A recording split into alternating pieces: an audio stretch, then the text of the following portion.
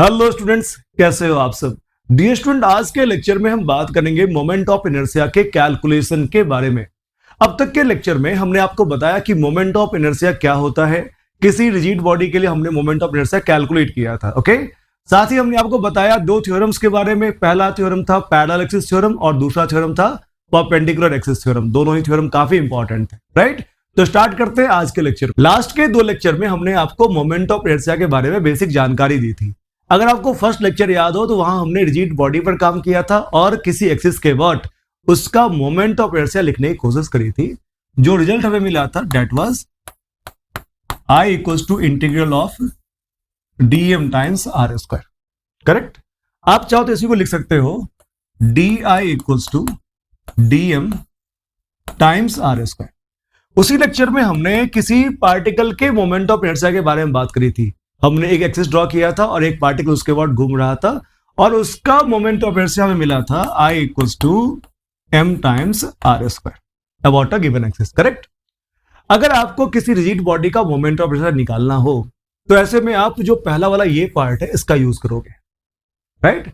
अगर आपको एक ऐसा सिस्टम मिले जिसके अंदर बहुत सारे पार्टिकल्स हैं, पॉइंट मासेस हैं, वहां पर आपको मोमेंट ऑफ इनर्शिया निकालने के लिए इस सेकंड वाले इक्वेशन का यूज करना चाहिए। करेक्ट। अगर आपको सेकंड लेक्चर याद हो तो वहां पर हमने आपको बताया था दो इंपॉर्टेंट थ्योरम्स के बारे में। पहला थ्योरम था पैरेलल एक्सिस थ्योरम और दूसरा थ्योरम था परपेंडिकुलर एक्सिस थ्योरम। जो अपना पैरेलल एक्सिस थ्योरम था उसे मैं लिखूं तो ये था I equals to ICM plus MD square और दूसरा थ्योरम था परपेंडिकुलर एक्सिस थ्योरम, ये था IZ equals to IX plus IY। जो ये वाला पार्ट है सेकंड, जो ये परपेंडिकुलर एक्सिस थ्योरम है, ये केवल लैमिनर बॉडी के लिए सही था। आपको ये याद होगा जब भी आपने किसी रिजिड बॉडी का moment of inertia find out कर लिया है और आपको किसी दूसरे एक्सिस के बाद मोमेंट ऑफ इनर्शिया निकालना हो तो ऐसे में अपने कैलकुलेशन को सेव करने के लिए हम यूज करेंगे पैरेलल एक्सिस थ्योरम का और परपेंडिकुलर एक्सिस थ्योरम का, राइट। तो अब हम अपना कैलकुलेशन स्टार्ट करते हैं और देखते हैं कि मोमेंट ऑफ इनर्शिया हम कैसे कैलकुलेट करेंगे। अब सबसे पहले हम बात करते हैं डिस्क्रीट मास सिस्टम के मोमेंट ऑफ इनर्शिया के बारे में। करेक्ट। अब ये डिस्क्रीट मास सिस्टम होता क्या है पहले ये समझ ले। ये जो मैंने लिखा है डिस्क्रीट मास सिस्टम, ये होता क्या है पहले ये समझ लेते हैं। देखो हमारे पास मान लेते हैं बहुत सारे पार्टिकल्स हैं जिसका मास कुछ होगा। मान लेते हैं ये पार्टिकल है, मास m1 है, दूसरा पार्टिकल है, मास m2 है, तीसरा पार्टिकल है, मास m3 है, चौथा पार्टिकल है, मास m4 है, पांचवा पार्टिकल है, मास m5 है, एंड ऐसे बहुत सारे पार्टिकल्स हैं। Let me call this particle, general term में लिख दूं mn। बहुत सारे पार्टिकल है, n नंबर ऑफ पार्टिकल्स है, मास है m1 m2 m3 m4 dot dot dot mn। Correct. अगर आप इस पूरे को एक सिस्टम बोलोगे, ये सारे जो पार्टिकल्स दिख रहे हैं अगर सब कंबाइन करके एक सिस्टम बोलोगे तो ऐसे सिस्टम को हम लोग बोलते हैं डिस्क्रीट मास सिस्टम। करेक्ट। और मुझे इस समय इसी डिस्क्रीट मास सिस्टम का मोमेंट ऑफ इनर्शिया निकालना है अबाउट अ गिवन एक्सिस। तो एक काम करते हैं, पहले एक्सिस ड्रॉ करते हैं। तो यहां पर हमने एक एक्सिस ड्रॉ कर लिया कुछ इस तरीके से, राइट। हमने एक्सिस ड्रॉ कर लिया और इस एक्सिस के बाद इस पूरे सिस्टम का मोमेंट ऑफ इनर्शिया निकालना है। जब आप गौर से देखोगे तो ये जो सिस्टम है इसके अंदर बहुत सारे डिस्क्रीट मास है, यानी कि इंडिविजुअल पार्टिकल्स हैं। और ये जो पार्टिकल्स है मैं एक काम कर लेता हूं, मान लेता हूं ये जो पार्टिकल है यहां पर, ये यहां से r1 डिस्टेंस दूर है, ये r2 डिस्टेंस दूर है, ये r3 डिस्टेंस दूर है, ये r4 दूरी पर है, this one is at distance r5 and this one is at a distance rn। Correct. और मुझे इस एक्सिस के बाद इन सारे मास का मोमेंट ऑफ इनर्शिया निकालना है। हम कौन सा फॉर्मूला यूज करेंगे, यानी कौन सा रिजल्ट यूज करेंगे? तो लास्ट लेक्चर में हमने आपको बताया था किसी पार्टिकल का मोमेंट ऑफ इनर्शिया कैसे निकालते हो। Result was I equals to mr square. बिल्कुल इसी का यूज करेंगे हम लोग यहां पर, क्योंकि यहां पर बहुत सारे पार्टिकल्स हैं तो हर एक इंडिविजुअल पार्टिकल के लिए हम वो रिजल्ट का यूज करेंगे और नेट मोमेंट ऑफ इनर्शिया निकालेंगे। कैसे देखना, अगर मुझे पूरे सिस्टम का मोमेंट ऑफ इनर्शिया निकालना हो तो हम क्या करेंगे, पहले पार्टिकल m1 का इस एक्सिस के बाद मोमेंट ऑफ इनर्शिया निकालेंगे। दैट विल बी, मान लो I1 आ गया, दूसरे के लिए ये रिजल्ट आ जाएगा I2 I3 and dot dot up तो क्या लिख देंगे In। सही है क्या? अब बेटा पहले वाले पार्टिकल के लिए बात करें तो रिजल्ट हो जाएगा m1 r1 स्क्वायर। सही है क्या? दूसरे पार्टिकल के लिए रिजल्ट हो जाएगा m2 टाइम्स r2 स्क्वायर, तीसरे पार्टिकल के रिजल्ट हो जाएगा m3 times r3 square and dot dot ये हो जाएगा up to mn times R N square. Correct.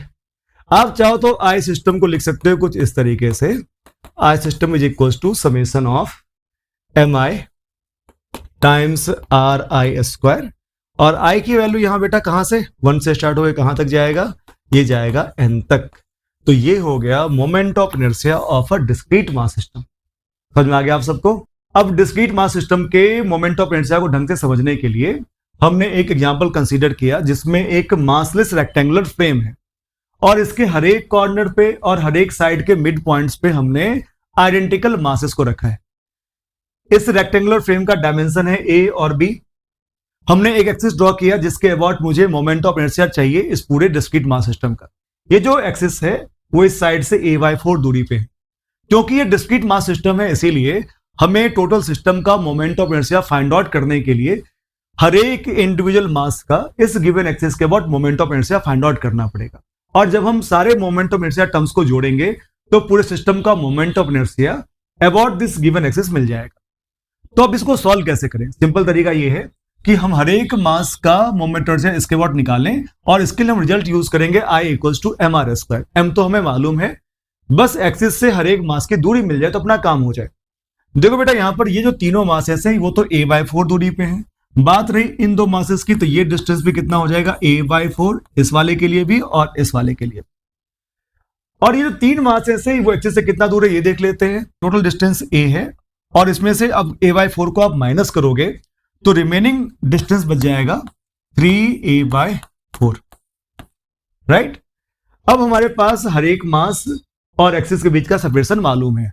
अब हम क्या करेंगे, हर एक इंडिविजुअल मास का मोमेंट ऑफ इनर्शिया कैलकुलेट करेंगे अबाउट दिस गिवन एक्सिस। तो मैं पहले इस मास के लिए बात कर लूं तो आई सिस्टम इक्वल्स टू हो जाएगा m टाइम्स ये डिस्टेंस है a/4 होल स्क्वायर। राइट। अब एक काम कर लेते हैं, ऐसे कितने मास हैं जो इस एक्सिस से a/4 दूरी पे हैं? एक तो ये मास हो गया, दूसरा ये हो गया, तीसरा ये हो गया, चौथा ये हो गया, पांचवा ये हो गया, और सबके रिजल्ट वही आएगा m into a/4 square. Right. और तो ऐसे में इसी को मैं क्या कर लेता हूं, 5 से मल्टीप्लाई कर देता हूं, यानी पांचों का एक साथ हमने लिख लिया। बात रही इन तीन के बारे में, ये जो तीनों है यहां से 3a/4 दूरी पर है, तो मैं एक काम कर लेता हूं plus m into 3a/4 square कर लेता हूं, और ऐसे तीन मास है तो इसको इंटू 3 कर देता हूं। सॉल्व करेंगे हमारा आंसर आएगा, तो सॉल्व कर लेते हैं। ये हो जाएगा 5/16 ma स्क्वायर। ओके। प्लस ये कितना हो जाएगा, 3 3 जा 9, 3 जा 27/16 ma स्क्वायर।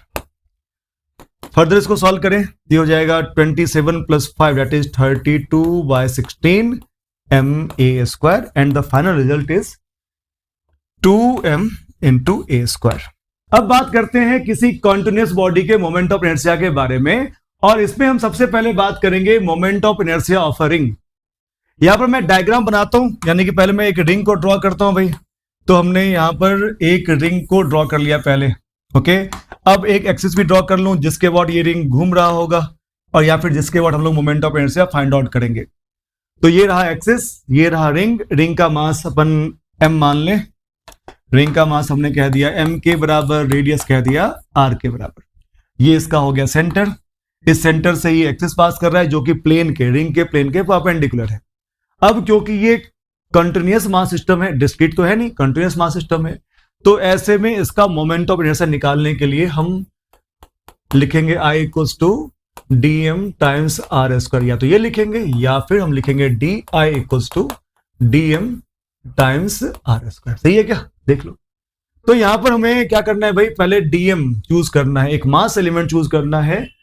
तो एक मास एलिमेंट पहले यहां चूज कर लेते हैं। ये है dl लेंथ, इसका मास है dm। ओके। और हमें फिर r लिखना होता है। r क्या होता है भाई, एक्सिस ऑफ रोटेशन और मास एलिमेंट के बीच की दूरी। तो ये है कितना, देखो ये है r के इक्वल। राइट। अब मैं इस छोटे से मास एलिमेंट का इस एक्सिस के अबाउट मोमेंट ऑफ इनर्शिया लिखता हूं, and that will be di equals to dm times r square. Correct. अब मुझे पूरे सिस्टम का मोमेंट ऑफ इनर्शिया चाहिए, तो मैं इसको करूंगा इंटीग्रेट। राइट। दो तो मैंने इसको इंटीग्रेट किया, 0 से लेकर के आई तक। अब देखो बेटा यहां पर मुझे इस वाले पार्ट को इंटीग्रेट करना है, तो इसके टर्म्स को पहले समझ लेते हैं। ये आर स्क्वायर दिख रहा है आप लोगों को, ये कांस्टेंट है। कांस्टेंट बोले तो जब भी आप इस रिंग पे मूव करोगे तो हर एक मास एलिमेंट की दूरी एक्सिस से आर के बराबर ही रहने वाली है, इसलिए आर तो कांस्टेंट हो गया। तो इस आर स्क्वायर को आप बाहर निकालोगे तो डीएम बच जाएगा, और छोटे छोटे मास एलिमेंट को आप ऐड करोगे तो टोटल मास हो जाएगा इस पूरे रिंग के मास के बराबर। इसीलिए मैं इसको लिखूंगा 0 to कैपिटल एम। आई की वैल्यू हो जाएगी, आर स्क्वायर बाहर है, और ये हो जाएगा डीएम का इंटीग्रेशन हो जाएगा M from 0 to capital M, and the final result will be M times R square. तो ये है किसी रिंग का moment of inertia about the axis passing through its center and perpendicular to plane of the ring, right? अभी हमने ring का moment of inertia find out किया। अब एक काम करते हैं, रिंग के अंदर कुछ मॉडिफिकेशन करते हैं और देखते हैं कि इसका मोमेंट ऑफ इनर्शिया पे क्या फर्क पड़ता है। मैं डायग्राम को दोबारा ड्रॉ कर लेता हूं। यहां पर हमारे पास डायग्राम आ चुका है। ये एक रिंग है और ये एक्सिस है। एक्सिस रिंग के सेंटर से गुजर रहा है और प्लेन के परपेंडिकुलर है। अगर रिंग का मास m, रेडियस r हो जाए तो इस एक्सिस के अबाउट रिंग का मोमेंट ऑफ इनर्शिया अभी हमने देखा था mr स्क्वायर के बराबर। ओके, अब एक काम करते हैं, थोड़ा सा मॉडिफिकेशन कर लेते हैं। इस रिंग को दो आइडेंटिकल पार्ट में कट करते हैं। ये वाला पार्ट लेफ्ट वाला है और ये वाला पार्ट राइट वाला है। अब मैं लेफ्ट वाले पार्ट को कट करके राइट वाले पार्ट के ऊपर रख देता हूं, तो डायग्राम अपना ये बन जाएगा। ये लेफ्ट वाला पार्ट यहां से गायब है और ये राइट वाले पार्ट के ऊपर आ गया। m/2 लेफ्ट में था, m/2 राइट में है। अब दोनों m/2 राइट में चला गया, तो ये टोटल मास राइट में अब m के बराबर है। ओके, अब मुझे बताओ कि जब मैंने ये काम किया, यानी इसको कट किया और इस मास को राइट साइड शिफ्ट कर दिया, तो क्या हमने मास का distribution about the axis of rotation change किया?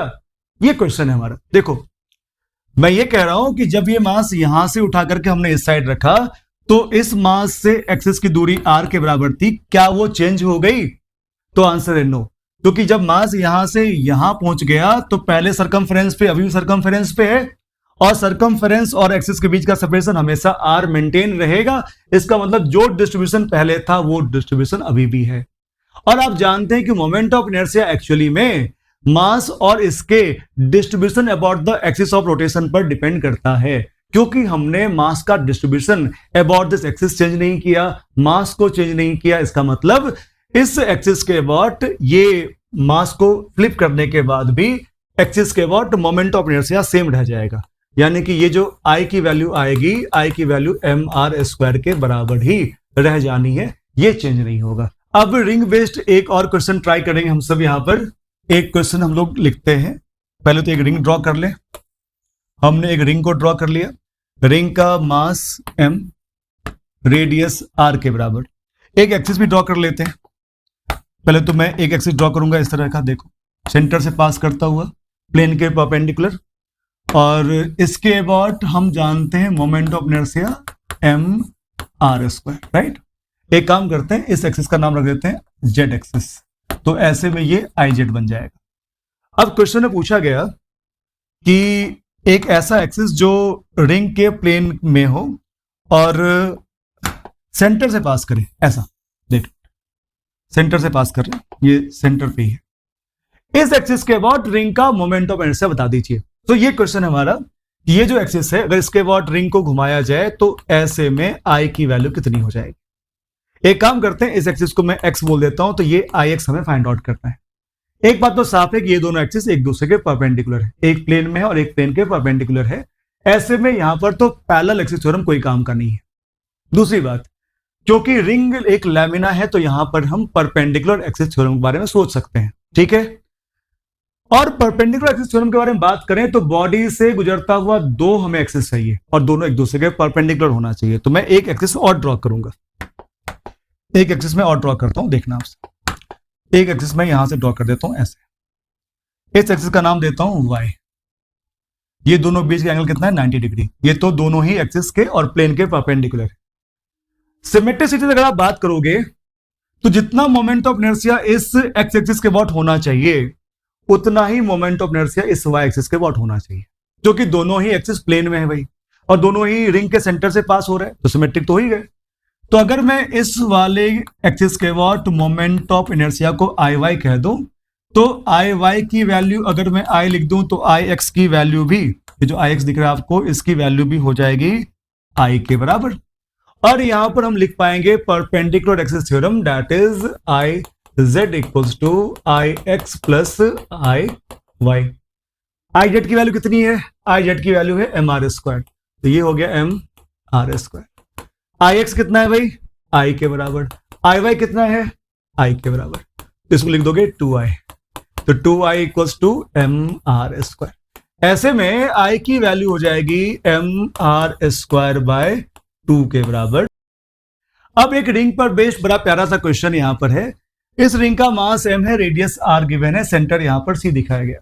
एक एक्सिस है जो रिंग के प्लेन में है, ये जो सेंटर से जो एक लाइन यहां पर ड्रॉ किया गया सरकमफेरेंस तक, उससे ये 30 डिग्री का एंगल बना रहा है। और इस एक्सिस के अबाउट इस रिंग का मोमेंट ऑफ इनर्शिया हमसे पूछा गया। एक काम करते हैं, इस डायग्राम को पहले मैं टॉप व्यू से आपको दिखा देता हूं, फिर विचार करेंगे कि इसमें करना क्या है, राइट। तो मैं डायग्राम को दोबारा ड्रॉ करूंगा, यहां पर इस डायग्राम को दोबारा ड्रॉ कर लेते हैं। ये मैंने रिंग को यहां पर ड्रॉ कर लिया, दोबारा देख लो ठीक से। यहां से दो मैं लाइन ड्रॉ करूंगा ताकि मैं एक्सिस को दिखा सकूं। एक तो ये एक्सिस है जिसके अबाउट मोमेंट ऑफ इनर्शिया निकालना है, ये सेंटर वाला लाइन है, और सेंटर वाले लाइन से अभी आपको मालूम है कि एंगल कितना है, तो ये एंगल है 30 डिग्री, ये सेंटर हो गया। इसके अबाउट मोमेंट ऑफ इनर्शिया निकालना है, राइट।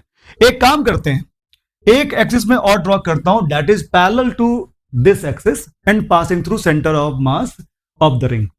तो एक मैं एक्सिस और ड्रॉ करूंगा यहां पर, ये मैंने एक एक्सिस और ड्रॉ कर दिया। थोड़ा सा इसको ठीक कर दूं, ये जो एक्सिस है इसको मुझे पैरेलल दिखाना है इस वाले के, तो आई थिंक अब ये सही है। तो मैंने रिंग को दोबारा ड्रॉ कर दिया, ये सेंटर है और ये दोनों एक्सिस एक दूसरे के पैरेलल हैं।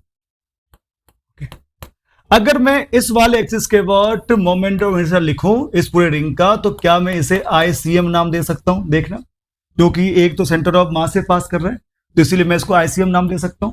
और क्योंकि दोनों पैरेलल है तो दोनों के बीच में मैं लगा सकता हूं पैरेलल एक्सिस थ्योरम।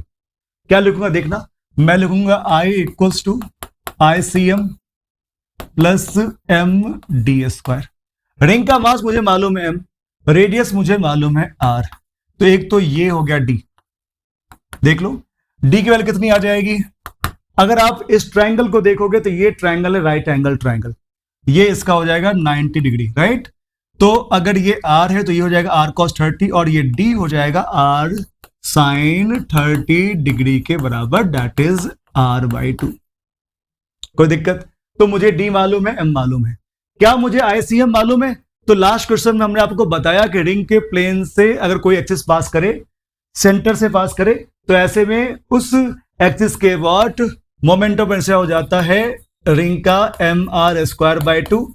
तो मुझे यहां पर ICM भी मालूम है, तो ये टर्म मालूम है, ये टर्म मालूम है, तो I तो डायरेक्ट निकल जाएगा। सो I will be mr²/2, that is the ICM। और एक बच गया m, d की वैल्यू कितना भाई? r/2 के बराबर, तो r/2 whole square. So this one is, ये हो जाएगा mr²/2 plus m into r²/4। तो ये हो जाएगा कितना?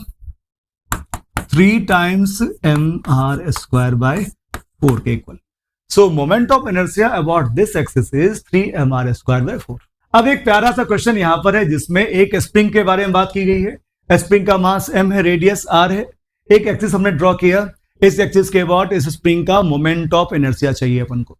कैसे फाइंड आउट करेंगे भाई? क्या कोई फॉर्मूला हमारे पास है? तो आंसर है नो, कोई डायरेक्ट फॉर्मूला हमारे पास नहीं है। तो इसीलिए मुझे इसके बेसिक्स से काम करना पड़ेगा, बेसिक एनालिसिस से काम करना पड़ेगा।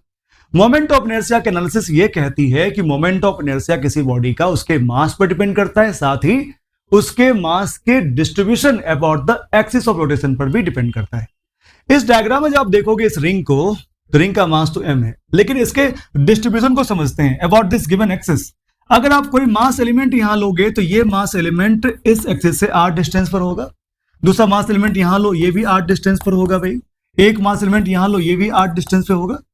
सही है क्या? तो एक काम करते हैं, इस स्प्रिंग को ऐसे कंप्रेस करते हैं, बिल्कुल ऐसे पापड़ बना दो इसको, यहां से फोर्स लगाओ ऐसे करके, राइट, ऊपर से फोर्स लगाओ ऐसे करके।